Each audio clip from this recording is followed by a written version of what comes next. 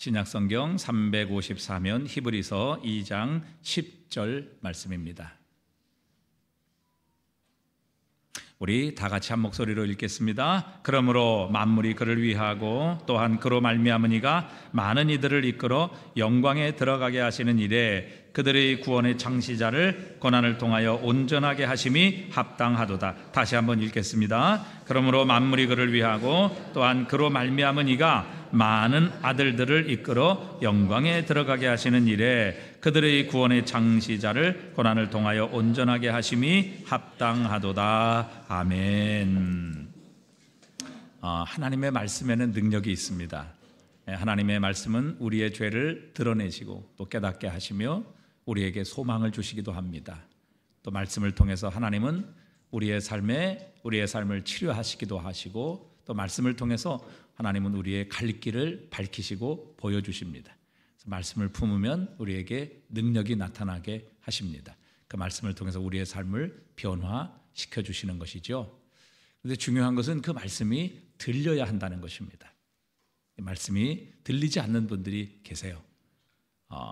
이 말씀이 그냥 사운드로, 소리로 들리고 보이스, 하나님의 음성으로 들리지 않는 분들이 많이 있어요. 마태복음 13장에도 보면 예수님께서 그 씨 뿌리는 자의 비유를 하시죠. 그 씨가 뿌려지는데 우리나라는 이렇게 밭에 하나하나씩 이렇게 심지만 팔레스타인 지방은 씨를 뿌리죠. 뿌리게 되면 어떤 씨는 길가에, 그리고 어떤 씨는 돌밭에, 어떤 씨는 가시밭에, 그리고 어떤 씨는 옥토에 뿌려지게 됩니다. 길가에 있는 씨는 결국 새가 와서 다 먹어버리죠. 그것은 하나님의 말씀을 들었지만, 말씀이 뿌려졌지만 전혀 깨닫지 못하는 상태를 가리키고 있습니다. 하나님의 말씀을 들어도 깨닫지 못하면 우리에게는 아무 유익이 없다는 것이죠. 시간 낭비에 불과합니다.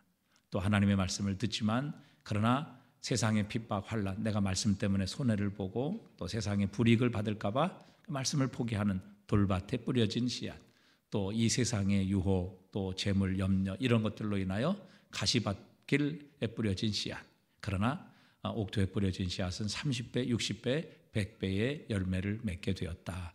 우리에게 말씀하십니다.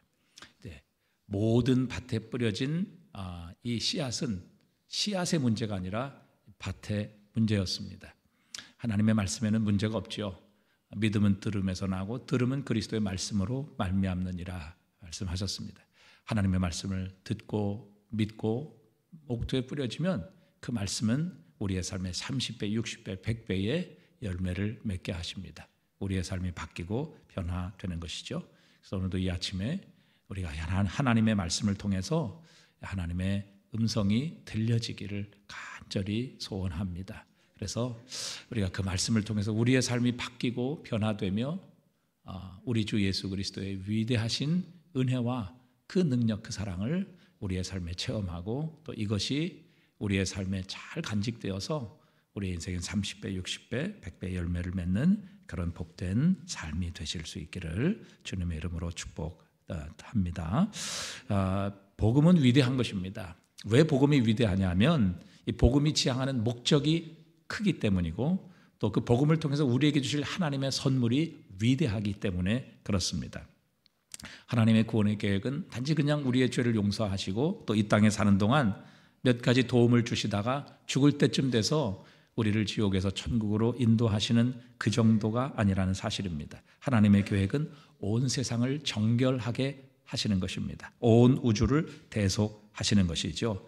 말할 수 없는 영광스러움과 경이로운 세상을 하나님께서는 만드시고 새롭게 하시는 것입니다. 그래서 주님께서 이 땅에 다시 오시는 그날 이 온 세상 천지 만물을 새롭게 하시리라. 그래서 이 세상에 새 하늘과 새 땅을 가져오게 하실 것이라 그렇게 말씀하십니다. 히브리서 저자가 우리에게 계속해서 상기시키는 것은 바로 저와 여러분이 이 엄청난 미래와 놀라운 구원의 상속자라는 사실입니다. 계시록 2장 26절에 보니까 이기는 자와 끝까지 내 일을 지키는 그에게 만국을 뭐 하는 권세를 주세요? 다스리는 권세를 주셨다. 그래서 그리스도와 함께 우리는 세상 만국을 다스리게 될 것입니다. 그리고 하나님께서 지금도 우리를 그 목적을 향해 이끌고 계신다라는 생각을 하게 되면 정말 이 복음에는 얼마나 무한한 능력과 잠재력이 담겨 있는 것이라는 것을 우리는 상상만 해도 정말 흥분이 되고 감동이 되는 그런 말씀이죠. 그래서 히브리서 2장 3절에도 보면 우리가 이같이 큰 구원을 등한히 여기면 어찌 그 보응을 피하리요. 하나님의 구원을 큰 구원이라 이 큰 구원을 위해 하나님께서는 우리에게 복음을 주신 것입니다. 자, 그런데 우리에게는 한 가지 의문이 있습니다. 히브리서 1장부터 시작하는 1장에 보면 1장 2절부터 시작합니다. 하나님의 아들 예수 그리스도를 소개하고 있습니다. 그분은 만유를 지으신 창조주이시오 하나님의 영광의 광채시오 또 본체의 형상이시라. 하나님이시라는 것이죠. 하나님 아버지와 동등한 영광 권세를 가지고 계신 하나님이신 성자 예수 그리스도라고 말씀하십니다. 그분은 능력의 말씀으로 오늘도 만물을 붙들고 계시고 죄를 정결케 하는 일을 하시고 지극히 크신 후에 우편에 앉아 계신다. 하나님 보좌 우편이라는 것은 능력과 권세를 가리키는 것이죠. 그분은 천사보다 훨씬 뛰어나신 분인데 왜냐하면 천사들은 하나님의 사역자, 하나님의 종들이라는 것입니다. 그러나 예수님은 하나님의 종, 하나님의 사역자가 아니라 바로 하나님의 아들이라는 것이죠. 즉 그분은 하나님과 동등한 존재라는 것입니다. 그런데 왜 이런 분이 잠시 천사보다 못하게 되었고 또 영원하신 성자께서 무력한 인간, 특별히 아기의 모습으로 베들레헴에 탄생하셔야만 하셨던 이유가 무엇인가 하는 것입니다. 왜 그분이 시험을 받으셔야만 했고 왜 하나님의 아들, 천지의 창조주이시고 하늘과 땅의 권세를 가지신 예수님께서 죄인들의 거역함을 참으셔야만 했는가? 무엇보다 갈보리에서 그토록 잔혹하고 수치스럽고 고통스러운 죽음을 십자가에서 맞이하셔야만 하는 이유가 무엇이냐 하는 것이죠. 왜 주님께서 이 모든 일을 당하셨느냐? 왜 이 일들을 행하셔야 했느냐 하는 것입니다. 사실 우리는 매주 하나님의 말씀을 듣고 또 하나님의 말씀을 읽기 때문에 뭐 이런 예수님께서 하신 일에 대해서 별로 의문을 갖거나 혹은 이상한 생각을 갖지 않습니다. 그러나 사실 여러분 이 복음의 말씀을 처음 들으면 이 복음의 말씀은 결코 세상이 받아들일 수가 없습니다. 이해할 수가 없습니다. 예를 들어 여러분 유대인들이나 유대 그리스도인들은 이 예수님의 모습 때문에 사실 심각한 걸림돌에 걸리게 되었습니다. 자, 고린도전서 1장 22절에 보면 이렇게 말씀하시죠. 유대인은 표적을 구하고 헬라는 지혜를 찾으나 우리는 십자가에 못 박힌 그리스도를 전하니 유대인에게는 어떤 것이에요? 십자가라는 것, 예수님, 그리고 이 땅에 오셔서 예수님께서 행하신 이 모든 일, 그리고 고난 십자가의 죽으심은 유대인에게는 어떤 것이에요? 거리끼는 것이에요. 이방인에게는 어떤 것이에요? 이방인에게는 미련한 것이로되 그랬습니다. 오직 부르심을 받은 자들에게는 유대인이나 헬라인이나 그리스도는 하나님의 능력이요 하나님의 지혜니라 선포하고 계십니다. 그래서 유대인들은 예수님에게 끊없이 표적을 보여달라고 요구했습니다. 당신이 하나님의 아들인지 우리를 구원하러 오신 메시아인지 하늘로부터 오신 자인지 정말 구약에서 약속한 그분인지 끊임없이 표적을 보여달라고 그랬습니다. 그런데 마태복음 12장 39절에 보니까 예수께서 대답하여 이르시되 악하고 음란한 세대가 표적을 구하나 선지자 요나의 표적밖에는 보일 표적이 없느니라. 표적 보여주시지 않겠다는 것이죠. 요나의 표적밖에, 즉 물고기 뱃속에서 사흘 있다가 다시 세상에 나온 것처럼 예수님께서도 죽으신 후에 사흘 만에 부활하시는 그 부활의 표적밖에는 너에게 다른 표적 주지 않겠다 이렇게 말씀하십니다. 아니 사실 예수님께서 이 땅에 사시면서 얼마나 많은 표적을 보여주셨습니까? 태어날 때부터 예수님은 동정녀 마리아에게서 태어나셨습니다. 태어나시면서 천사들, 목자들, 동방 박사들에 의해서 그분이 하늘에서 오신 하나님의 우리의 구주시라는 것을 선포해 주셨습니다. 이 땅에 계시면서 나병 환자, 중풍병자, 또 소경, 이 모든 심지어는 죽은 자들까지도 살리심으로 하나님만이 하실 수 있는 일을 예수님이 하심으로 그분이 하나님이시다, 하나님께로부터 온 자다, 메시아다라는 것을 증거해 주셨습니다. 귀신들을 쫓아내심으로 그분이 이 땅에 귀신의 왕의 권세를 깨뜨리신 진정한 왕이심을 선포해 주셨습니다. 그러나 유대인들은 예수님을 메시아로 받아들이지 않으려고 했어요. 않았습니다. 왜냐하면 유대인들은 자신의 지식 그리고 자신의 관점으로 메시아를 바라보았기 때문에 예수님같이 아무것도 없고 초라하고 세상을 뒤엎을 능력이 없는 것처럼 보였던 예수 그리스도를 자신들이 받아들일 수 없었습니다. 이해할 수 없었던 것이요, 자신들의 생각에. 그래서 결국 예수님은 십자가에 못 박아 죽여버리게 됩니다. 신명기 21장 23절에 보면 나무에 달려 죽은 자는 하나님께 저주를 받은 자라 그렇게 율법에 기록되어 있습니다. 그렇기 때문에 나무인 십자가에 달려 죽은 예수 그리스도는 하나님께 저주받은 자로 그렇게 인정했기에 그분을 하나님의 아들로 우리를 구원하기 위해 오신 메시아로 받아들이지 않았던 것입니다. 그래서 유대인들에게 예수님의 성육신 그리고 고난 십자가의 죽음은 바로 거리끼는 것이었어요. 그래서 그들은 예수 그리스도를 하나님의 메시아 우리의 구원자로 받아들이지 않았던 것입니다. 또 이방인들에게 십자가는 미련한 것이었습니다. 예수님의 죽음. 여러분 철학의 산실 그리스 아닙니까? 또 로마 아니에요? 거기에서 철학이 시작되었고 그들은 지혜를 얼마나 사랑하고 숭배했는지 모릅니다. 필로소피라는 말이 지혜를 사랑한다는 그 말 아니겠습니까? 자, 살아서 교훈을 설파하고 많은 사람들에게 존경과 인정을 받아도 이거 구원자가 될까 말까 한데 그들의 스승이 될까 말까 한데 십자가에 달려 죄인으로 죽은 예수 그리스도가 어찌 세상의 구주가 될 수 있겠느냐. 이것이 바로 세상의 지혜를 가진 자들이 예수 그리스도를 판단하고 예수 그리스도를 이해했던 모습입니다. 그래서 세상은 예수 그리스도의 십자가를 미련하게 여겼던 것이죠. 자, 그렇다면 왜 유대인에게는 거리끼는 것이요 이방인에게는 이 십자가 예수의 죽음이 미련한 것인데 하나님께서는 이런 방법을 통해 우리를 구원하시려 했느냐 하는 것입니다. 그 해답이 오늘 본문에 나와 있는 것입니다. 자, 오늘 본문을 한번 집중해서 보시기 바랍니다. 2장 10절입니다. 그러므로 만물이 그를 위하고 그로 말미암은 이가 많은 아들들을 이끌어 영광에 들어가게 하시는 일에 그들의 구원의 창시자를 고난을 통하여 온전하게 하심이 합당하도다. 여기 등장인물이 세 분이 나옵니다. 세 부류가 나오죠. 등장인물이 세 사람이 나옵니다. 첫 번째, 만물이 그를 위하고, 이 그라는 것은 하나님을 가리키는 겁니다. 만물이 그를 위하고 또한 그로 말미암으니, 즉 하나님을 가리키는 것이죠. 하나님께서 많은 아들들을 이끌어, 많은 아들들은 바로 하나님이 택하신 저와 여러분과 같은 하나님의 백성을 의미하는 것입니다. 하나님께서 우리 같은 죄인들을 이끌어 영광에 들어가게 하시는 일에 그들의 구원의 창시자 누구일까요? 예수 그리스도죠. 예수 그리스도를 고난을 통하여 온전하게 하심이 뭐하도다 하십니까? 합당하도다 이렇게 말씀하십니다. 여기서 합당하도다라는 표현이 굉장히 중요한 표현입니다.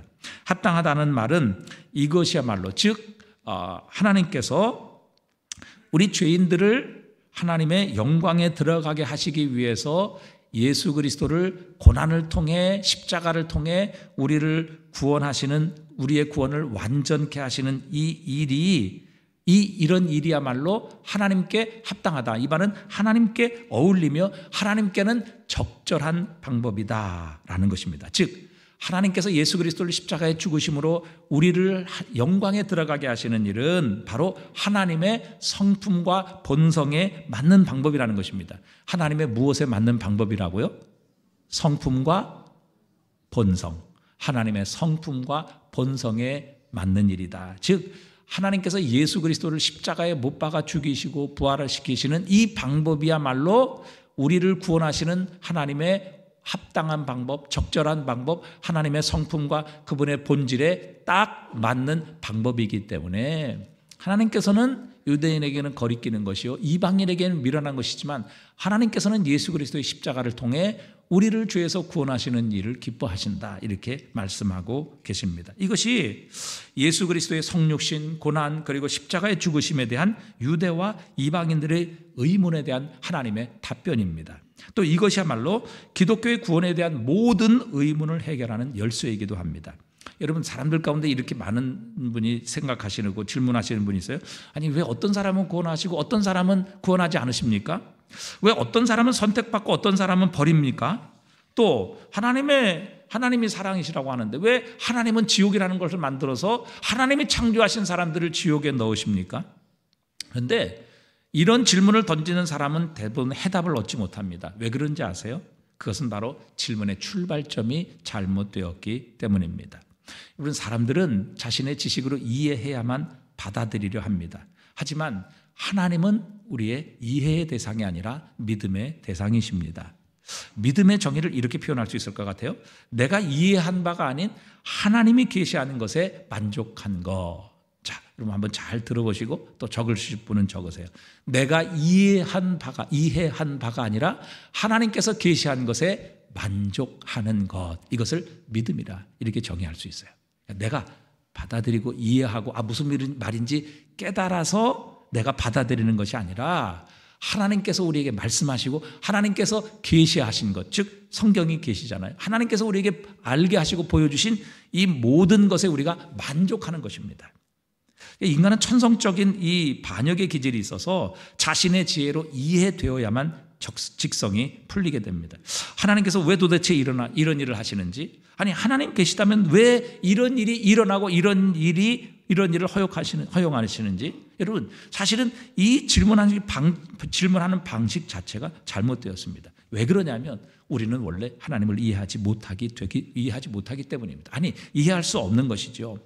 그분이 우리에게 아무리 설명을 한다 해도 그분의 계획, 그분의 구원의 방법은 우리의 지혜로 하나님의 지혜를 다 이해할 수가 없는 것입니다. 그래서 고린도전서 1장 21절에도 보면요, 하나님의 지혜에 있어서는 이 세상이 자기 지혜로 하나님을 어떻게 해요? 알지 못한다고요. 아무리 설명을 하시고 아무리 우리에게 가르쳐 줘도 이해를 알지 못해요. 그래서 하나님께서 전도에 미련한 방법으로 믿는 자들을 구원하시기를 기뻐하셨도다, 그렇게 말씀하세요. 자, 제가 이제 손자가 있는데 제 손자가 배가 너무 고프다고 자기 앞에 있는 그 2살짜리가 타이레놀병을 열고 너무 배가 아파서 약병을 막 입에다가 쑤셔 넣는다고 생각을 해보세요. 자, 약병을 털어넣는데 제가 어떻게 나오겠습니까? 얘야, 여기 좀 앉아봐라. 너 이거 먹으면 몸에 어떤 부작용이 일어나는지 아니? 너 심장이 뛰고 혈압이 오르고 그리고 간에 치명적인 손상을 줘서 너 몸에 큰 문제가 생겨. 나중에 너 목숨을 잃을 수 있어. 야, 그러니까 그거 먹어도 되겠니? 안 되겠니? 제가 이렇게 얘기하겠습니까? 여러분 같으면 그렇게 설득하겠어요? 이해시켜서 그 아이에게, 2살짜리 아이에게 그 약병 빼앗겠어요? 그렇지 않겠죠. 어떻게 할까요? 당장 빼앗을 겁니다. 야단칠 겁니다. 설명하지 않아요. 왜? 해봐야 2살짜리가 이해하지 못하기 때문에. 여러분, 아브라함이 99세, 사라 89세 하나님이 찾아오십니다. 그리고 그에게 약속하세요. 야, 내년 이맘때 너희에게 아들이 있으리라. 여러분, 이게 설명이 됩니까? 이게 이해가 됩니까? 그래서 사라가 웃었잖아요. 그게 비웃은 거죠. 무슨 그게 말이나 되는 얘기입니까, 하나님? 아니, 우리 나이가 99세, 89세 이 할배가 무슨 아들을 그것도 내년에 아들을 낳는 일이 있습니까? 그래서 사라가 웃었죠. 비웃었어요. 그런데 하나님 참 재미있으신 분이에요. 하나님께서는 그 다음에 그 사라의 비웃음을 진짜 웃음이 되게 아들을 주십니다. 그래서 그 아들의 이름이 뭐예요? 이삭의 뜻이 뭐예요? 웃음이에요. 웃음. 그러니까 그 비웃음을 하나님은 뭐예요? 진짜 웃음으로 바꿔주셨다고요. 그래서 로마서 4장 19절에 아브라함에 대해서 이렇게 얘기해요. 한번 우리 같이 읽어보겠습니다. 그가 100세나 되어 자기 몸이 죽은 것을 알고 사라의 태가 죽은 것 같음을 알고도 무엇이 약해지지 않았어요? 네. 이해가 약해지지 아니하고 그렇게 말씀하지 않아요. 지식이 약해지지 않고 그렇게 말씀하지 않아요. 믿음이 약해지지 아니하고 20절 읽어봅니다. 믿음이 없어 하나님의 약속을 의심하지 않고 믿음으로 견고해져서 하나님께 영광을 돌리며 약속하신 그것을 능히 이루실 줄을 확신하였으니 그러므로 그것이 그에게 의로 여겨졌느니라. 자, 아까 믿음의 정의가 뭐예요? 내가 이해한 바가 아닌 하나님께서 계시한 것에 만족하는 것, 이것을 믿음의 정의라고 말씀을 드렸어요. 내가 이해해서 아브라함이 과연 이 99세의 100세의 아들을 얻었느냐 하는 것이죠. 그렇지 않아요. 아브라함은 자신의 몸이 죽은 것 알고 사라의 태가 죽은 것 같음을 알았어요. 그런데 내년에 아들이 있겠다 이해되지 않아요.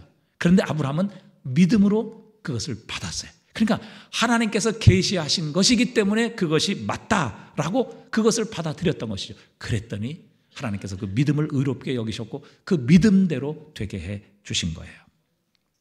100세의 아들을 낳을 것이라고 이 아브라함이 이해하고 지식으로 그것을 받아들였기 때문이 아니라 하나님의 말씀이기 때문에 그것이 맞다, 그것이 이루어질 것이다라는 믿음으로 결국 그 하나님의 약속을 받았기에 하나님께서는 그 믿음을 통해 아브라함을 축복하셨습니다.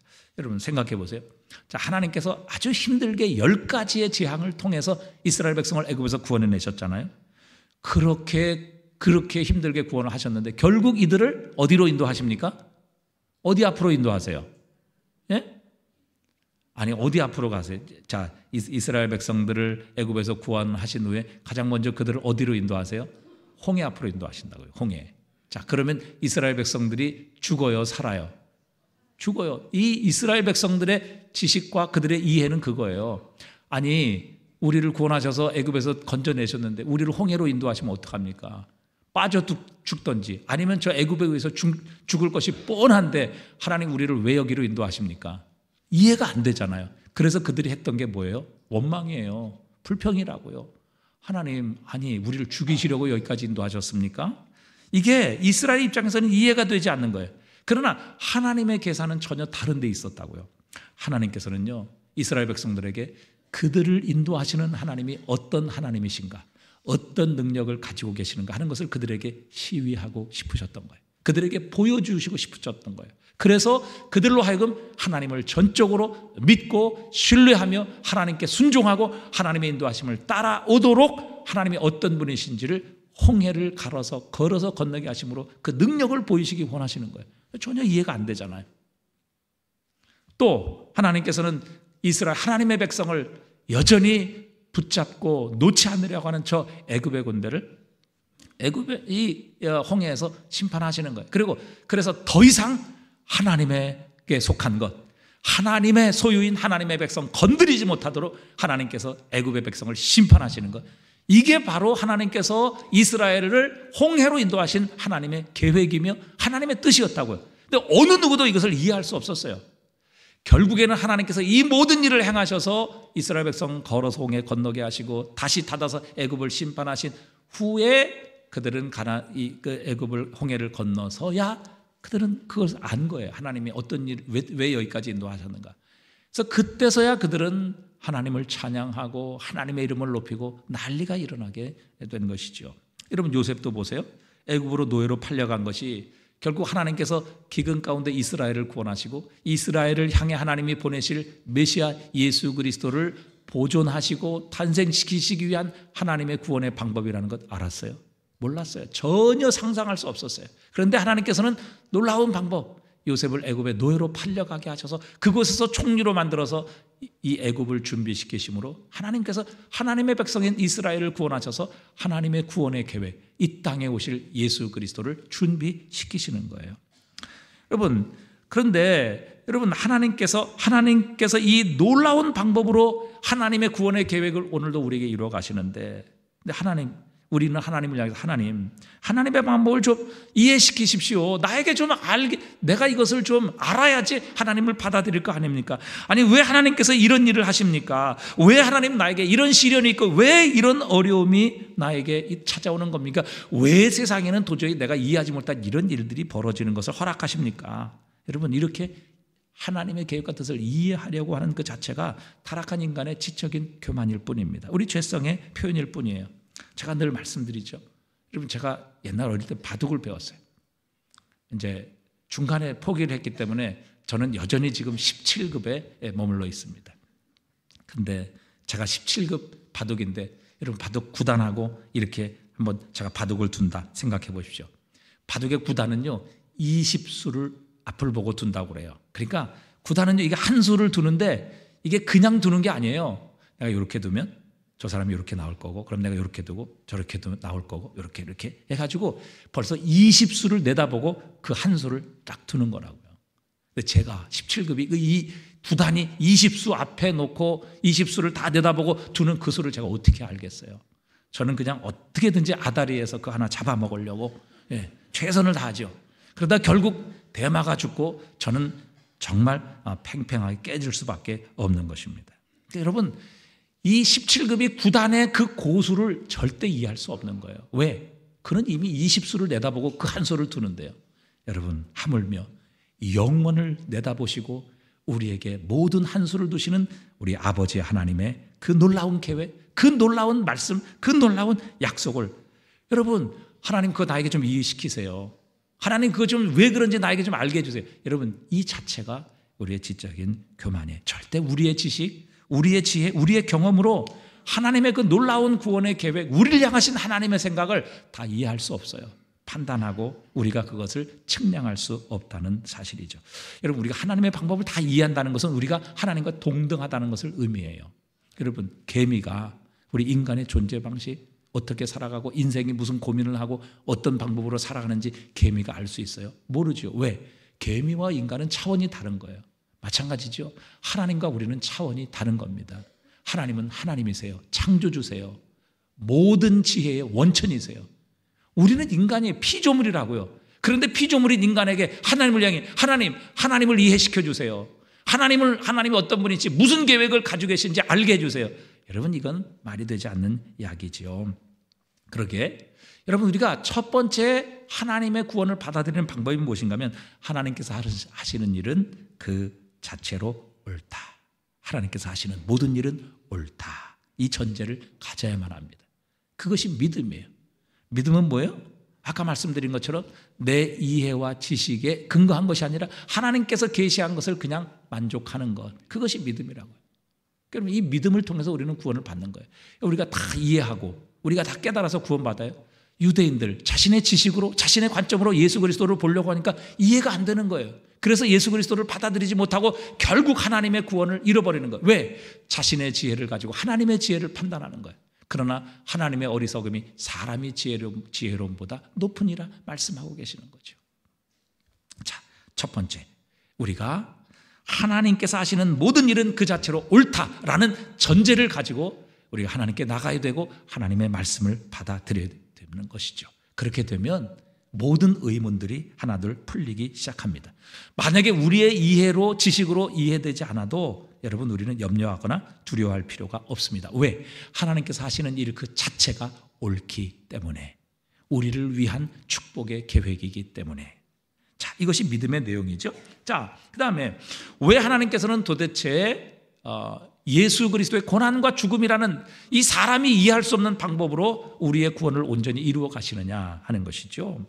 왜 그것이야말로 하나님의 성품과 본성에 합당한 일이냐 하는 것입니다. 여러분, 그 이유가 여러 가지 있어요. 자, 첫 번째, 바로 예수 그리스도의 십자가의 죽음과 또 고난만이 우리를 구원하시는 일에 하나님의 본성과 성품에 적합한 이유는요, 바로 그것만이 하나님의 성품과 본성에 맞기 때문에 그렇습니다. 자, 여러분, 하나님은 사랑이시라. 이 말이 맞습니까? 틀립니까?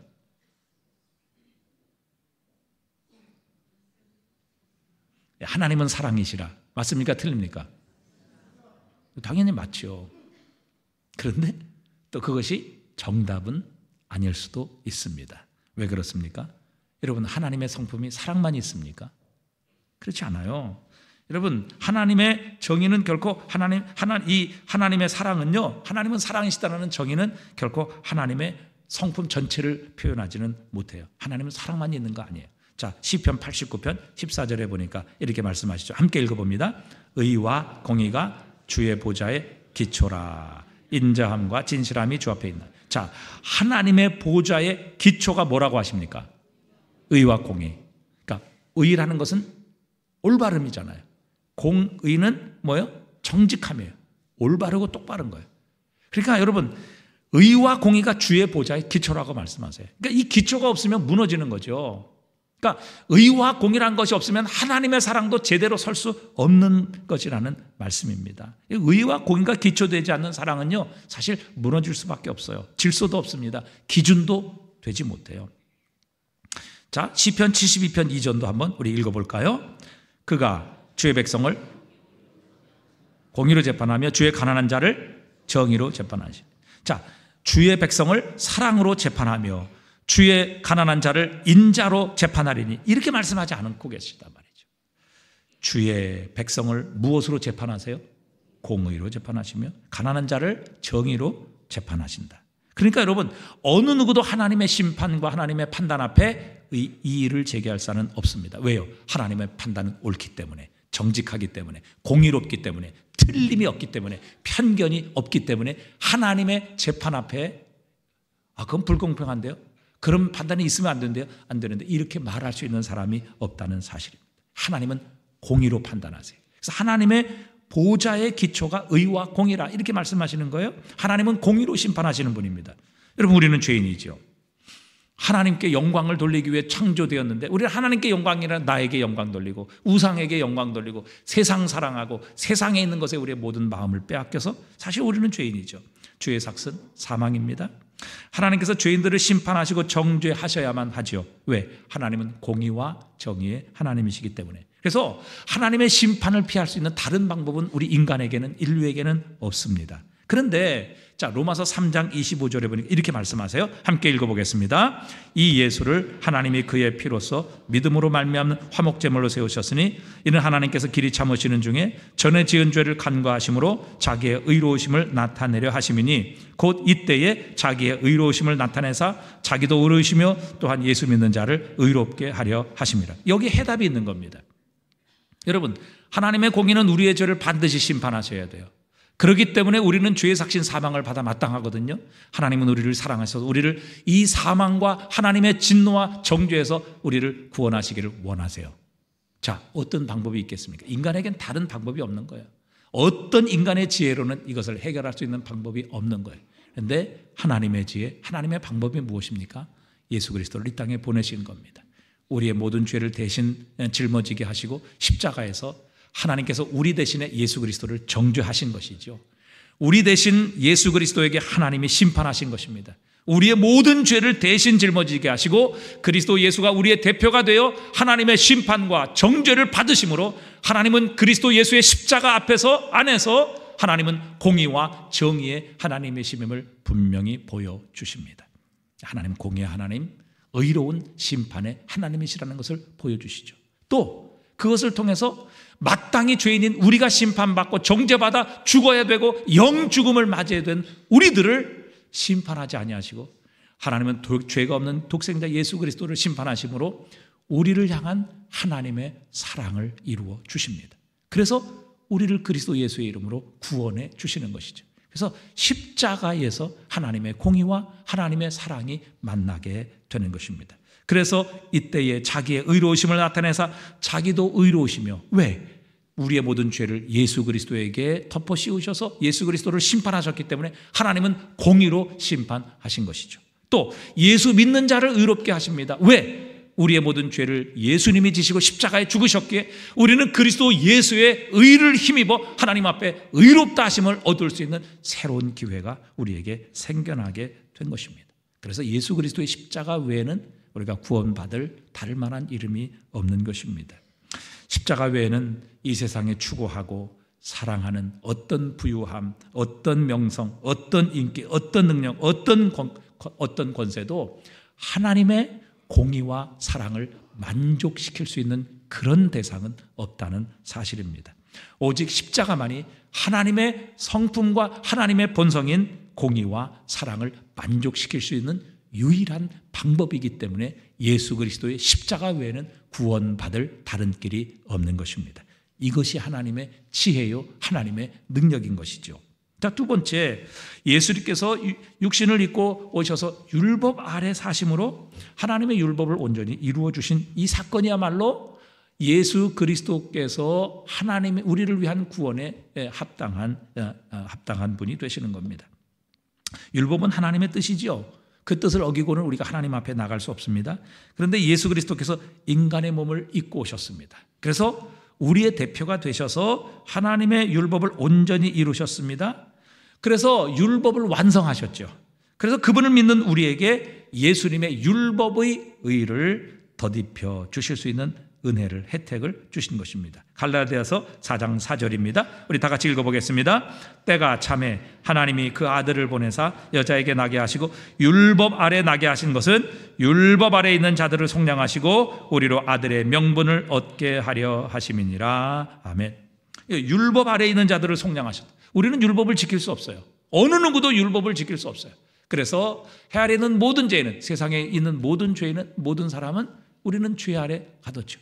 의는 없나니 하나도 없도다 주님은 말씀하고 계세요. 왜? 우리는 율법을 온전히 지킬 수 없기 때문에. 그런데 예수님께서 인간의 몸을 입고 오셔서 율법을 온전히 이루어 주셨습니다. 그러므로 그리스도 예수 안에 있는 자는 예수 그리스도의 율법의 의를 덧입을 수 있게 하시는 이 놀라운 은혜를 우리에게 주신 거예요. 그리스도 예수 안에 있는 자에게는 더 이상 정죄함이, 율법의 정죄함이 없습니다.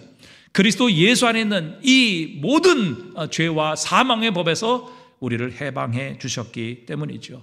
그리고 그리스도 예수 안에 있을 때 결국에는 하나님께서 그리스도 예수를 통해 우리에게 성령을 보내주셔서 이 율법의 요구를 이루어질 수 있는 능력과 힘을 우리에게 공급해 주셨습니다. 그래서 이제는 우리도 율법을 지키고 행할 수 있는 능력을 우리가 성령으로부터 공급받게 된 것입니다. 그래서 여러분, 예수 그리스도 없이는 어느 누구도 율법을 완성시킬 분이 없어요. 율법을 온전히 지킬 분이 없어요. 하나님 앞에 율법으로, 즉 하나님의 뜻, 하나님의 법칙인 율법을 지킬 수 있는 사람은 세상에 한 사람도 없다고요. 그런데 예수님이 오셨어요. 우리를 위해 율법을 온전히 지키셨어요. 그래서 우리가 그분 안에 있을 때에 하나님께서는 예수 그리스도를 통해 우리를 보시기에 우리가 율법을 지킨 자로 하나님 앞에 의롭다 하심을 얻게 해 주시는 겁니다. 그래서 예수 그리스도 없이는 결코 어느 누구도 세상에 하나님의 율법을 지켜 의롭다 하심을 얻을 육체는 한 사람도 없습니다. 그러나 그리스도 예수 안에 있음으로 말미암아 우리는 모두 의롭다 하심을 얻는 자가 되게 해 주셨습니다. 그것뿐 아니죠. 여러분, 첫째 아담은 사탄의 시험에 졌습니다. 그래서 그에게 종속되었죠. 그래서 사탄의 권세인 죽음 아래 놓이게 되었습니다. 고린도서 15장 45절에 보니까 아담 안에서 모든 사람이 죽었다, 그렇게 선언하십니다. 하지만 예수님께서 둘째 아담으로 이 땅에 오셔서 예수님이 마귀의 시험을 이기십니다. 공생애를 시작하시면서 40일 동안 마귀가 시험했지만 예수님은 마귀의 시험에 든 것이 아니라 오히려 마귀를 물리치셨습니다. 이기셨습니다. 그리고 이 땅에 어둠의 권세를 이기시고 이 땅에 빛의 나라, 하나님의 나라를 세워주셨습니다. 이것 때문에 마귀의 졸개들은 귀신이 예수의 이름으로 쫓겨날 수 있는 것입니다. 이 땅을 정복하시며 하늘과 땅의 모든 권세도 예수님께서 회복하신 것이죠. 자, 그래서 아담 안에서 모든 사람이 죽었지만 그리스도 안에서 모든 사람이 삶을 얻으리라 약속하고 계시는 겁니다.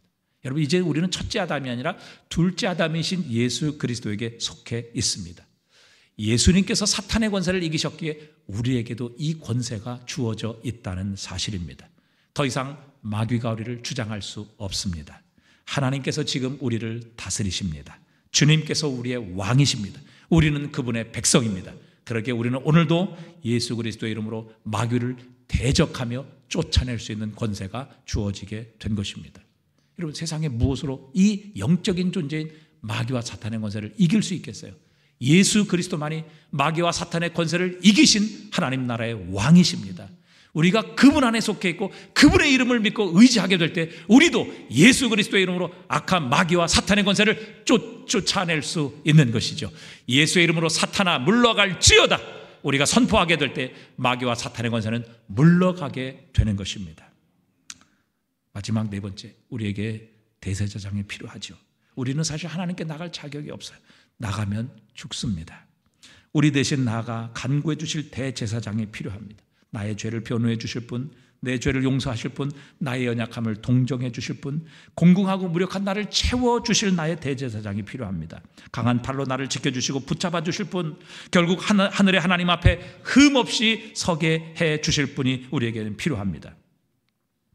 우리에게 오늘만 계시다가 떠나시는 것이 아니라 영원히 계시며 어제나 오늘이나 영원토록 우리와 함께 행하실 그분이 우리에게 필요한 것입니다. 우리의 남은 인생 여정도 보호해 주시고 인도하셔서 마침내 그 영광 앞에 흠없이 기쁨으로 서게 하실 그분이 우리에게 필요한 것입니다. 과연 누가 이것을 해줄 수 있겠습니까? 공자가 해줄 수 있겠어요? 석가모니가 해줄 수 있겠습니까? 마호메시 해줄 수가 있겠어요? 간디가 해줄 수 있겠습니까? 교황 요한 바오로 2세가 이것을 해줄 수 있겠습니까? 여러분, 세상에 어떤 성인도, 어떤 존경받는 사람, 세상에 어떤 인간도 여러분 우리에게 이 일을 해줄 수 있는 사람은 한 사람도 없습니다. 히브리서 7장 25절입니다. 우리 함께 읽어보겠습니다. 그러므로 자기를 힘입어 하나님께 나아가는 자들을 온전히 구원하실 수 있으니 이는 그가 항상 살아계셔서 그들을 위하여 간구하심이니라. 예수 그리스도만 이 일을 하실 수 있는 것입니다. 그러기에 예수 그리스도만이 세상의 소망이십니다. 우리는 결코 세상에서 다른, 우리가 이 예수 그리스도만이 우리의 유일한 구주가 되심을 확신하고 과연 하나님께서 우리 주 예수 그리스도를 통해서 우리에게 어떤 일을 행하셨고 어떤 일까지 행하실 수 있는 분인지를 우리가 확신한다면 여러분, 우리는 정말 이 세상에서 다른 삶을 살게 될 것입니다. 이 세상에 속한 자가 아니라 이 세상에서 하나님 나라에 속한 자라는 이 분명한 확신을 가지고 살아가게 되면 여러분, 우리의 삶은 달라질 것입니다. 우리의 마음과 이 세상을 향한 태도도 달라지게 될 것입니다. 결론을 맺습니다. 제가 아주 어릴 때 성령의 취권이라는 영화를 참 아주 재미있게 본 적이 있습니다. 한 몇 번을 봤어요. 여러분 그거 아세요? 네? 취권 영화 알아요? 지금 좀 오래되신 거예요, 여러분. 아주 오래된 영화인데. 근데 이제 그 영화의 컨셉이 뭐냐면 그 성령이 술을 먹고 이제 싸우잖아요, 그렇죠? 비틀비틀거리면서 탁 치면은 저쪽에서 공격하는 걸 딱 막아요. 그렇죠? 그래서 또 비틀비틀거리고 거리다가 또 탁 치면 저쪽에 급소를 쳐서 이제 쓰러뜨린단 말이죠. 그러니까 이 영화의 컨셉은 그런 것 같아요. 내가 술 먹고도 너 같은 건 아무것도 아니야. 이런 컨셉인 것 같아요. 그렇죠? 그러니까 야, 너 같은 건 난 내 상대가 아니야. 나는 술 한잔하고도 너 같은 건 얼마든지 이길 수 있어. 너는 내 상대가 아니야. 그러니까 이런 고수의 여유가 바로 이 치권에 담겨있는 그런 컨셉이 아닌가 이런 생각이 들어요. 고수는 여유가 있는 거죠. 술 한잔 먹어도 너 같은 거 아무것도 아니야. 이런 여유에 이게 치권이거든요. 자, 근데 여러분 성경에도 보면 엘리야가 바알 선지자 850명과 싸우죠. 바알과 아사랴 선지자 800명과 싸우는데 여러분 이 850명과 850대 1이면 이게 우리가 보통 육신적인 이렇게 관점에서 본다고 하면 이건 싸움이 안 되는 거죠. 그것도 뭐 소위 말해서 영적인 선지자라고 하는 850명이 모여 있는 사람들과 엘리야는 지금 혼자예요. 이게 싸움이 되겠습니까? 근데 이 엘리야는요, 이 850명 자기가 정말 물어뜯고 싸워도 안 될 850명의 선지자들에게 다 양보해요. 그들에게 시간도 양보합니다. 그래서 야, 너희들 하고 싶은 대로 다 해봐. 그래서 아침부터 밤늦게까지 그들이 막 부르짖습니다. 뭐 별짓 다 하죠. 뭐 부르짖고 소리 지르고 뭐 뒹굴고 나중에 안 되니까 뭐 몸에 흠집을 내 가지고 뭐 피를 쏟기도 하고 뭐 해볼 때 모든 기회를 그들에게 우선권을 줘요. 또 시간도 하고 싶은 대로 다 해봐. 시간도 그들에게 뭐 다 양보합니다. 장소도 사실 갈멜산은 이 바알과 아세라의 본거지거든요. 우상의 완전히 소굴이에요. 그런데 그 갈멜산에서 지금 이 영적 대결을 하고 있는 겁니다. 내가 해봐. 그러니까 엘리야는 모든 것을 다 양보해요. 그리고 나서도 안 되니까 결국에는 엘리야가 바알과 아세라 선지자 850명을 비웃습니다. 야, 좀 더 해봐. 야, 니네 신이 뭐 지금 잠깐 졸고 있는 것 같으니 좀 한번 깨워봐라. 좀 열심히 해서 더 깨워봐. 아니, 야, 니네 신이 지금 잠깐에 바깥 나갔나 보다. 아마 화장실 갔나 봐. 좀 가서 불러와서 어떻게든지 좀 이 제단에 불을 좀 붙여봐. 이렇게 비웃기도 합니다. 여러분, 이게 무슨 뜻입니까? 엘리야의 여유예요. 여유잖아요. 그러니까 다 양보합니다. 그리고 결국에는 그래도 안 되니까 그들을 향해 비웃음을 던지는 게 이게 엘리야의 여유예요. 이 여유가 어디서 나왔습니까?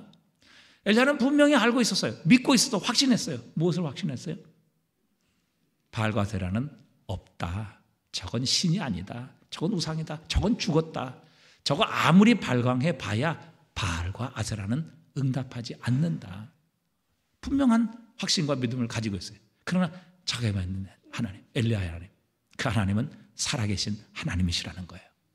온 천지 만물의 주제이시며 주권을 가지고 계시는 하나님이시라는 것을 엘리야는 분명하게 확신했어요.